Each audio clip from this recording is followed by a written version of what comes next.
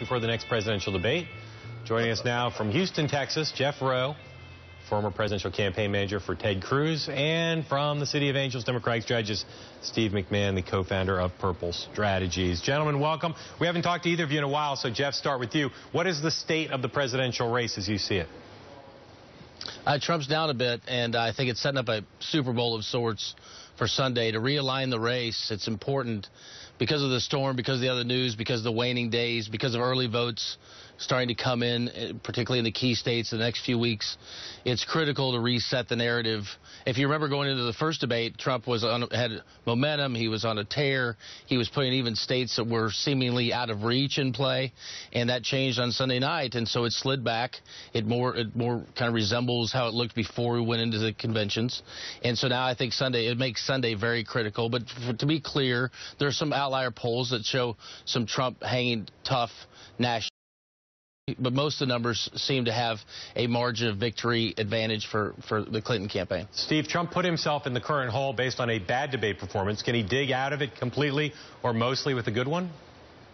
Well, I don't know. I mean, that's a really good question. I think structurally this race has always been about a 3 or 4 point advantage to the Democrat, and that could have been Hillary Clinton or whoever else was nominated just because of the Electoral College and the partisanship in the country. But what you started to see in the last week is, as Trump has become Trump again, he's begun to slide backward. And you look at these battleground states, and, the states that he looked like he might have a chance to win a couple weeks ago, he now looks like he's falling behind in. States like Colorado and New Hampshire and some of the others, that Nevada, that he really desperately needs to win. Even in Ohio, there was a poll yesterday that showed Hillary Clinton ahead for the first time in some time. So, he's losing ground in Florida and Virginia in the states that he must have.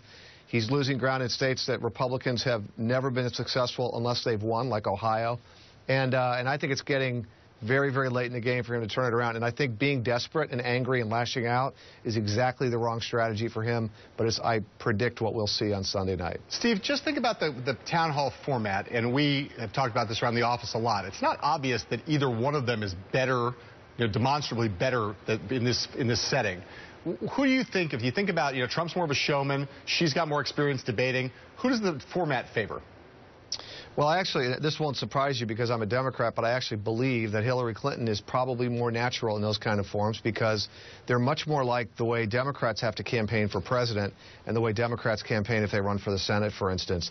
Donald Trump, remember, throughout this campaign has mostly been big rallies, standing behind a podium, screaming insults at people, and he's not walking around a crowd interacting with real voters. So I think for Hillary, it's a much more natural setting.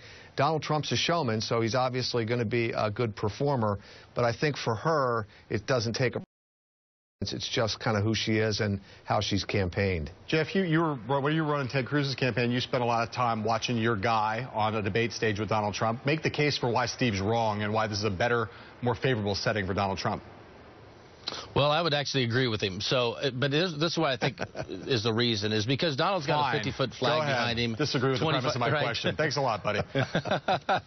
25,000 people stay. But this is what I would say, this is where I believe Steve's got it wrong, is that he has an opportunity to showcase a part of himself that he's never done before.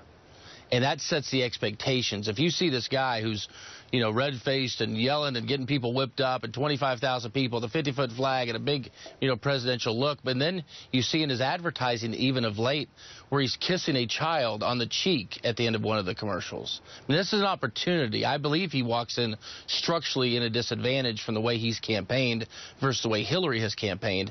But as an opportunity, I think the sky is the limit there for Donald. If he comes out and is emotive, connects, shares his heart, as Mike Pence would say, that's a real opportunity, and we've not seen, and that could be an opportunity for him. So he should avoid kicking any babies out of that room on Sunday night, right? Probably so, at least for one night. Right. Yeah. You guys, are you sure he didn't bite that baby?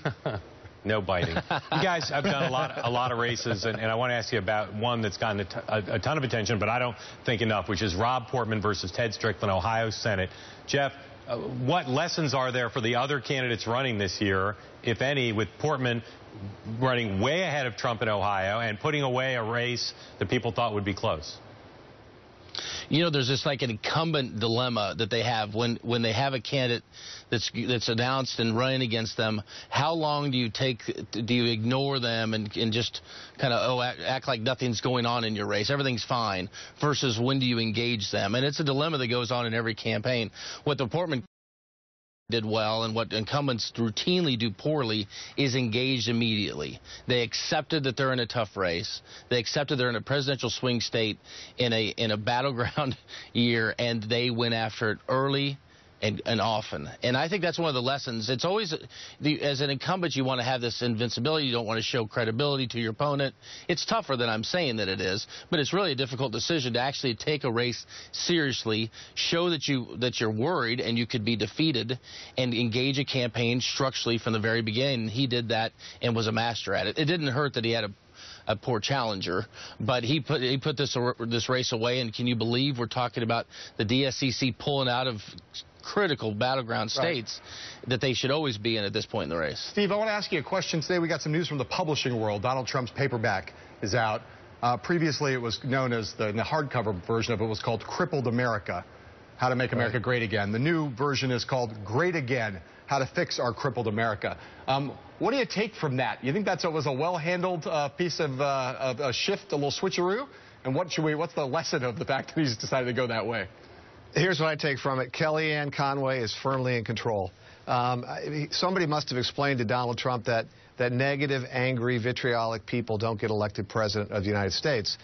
The American people typically, and whether it's a Democrat or a Republican, they tend to be drawn to somebody who's offering a positive, aspirational vision for the future that takes America to a better place where we all benefit, where we all work together, where we all kind of strive together. You can see it, frankly, in Hillary's slogan, Stronger Together. That sort of is an embodiment of this idea. So I think Donald Trump finally figured out that the election's about the future, and it's about a better future, and that's what people want. Right. And that's even his most ardent supporters desperately want a better America, and I think he probably made that little switch in time paperback so he could sell more copies and perhaps position himself a little better to actually be that kind of a leader. Do we have those book covers? Do we have that book cover? They were up. They were up. Oh, we showed them already. I like the best thing about it is the look of different faces. Yeah. That's the best part about it. Steve McMahon, Jeff Rowe. There it is. Gentlemen, thank you so much. There it is.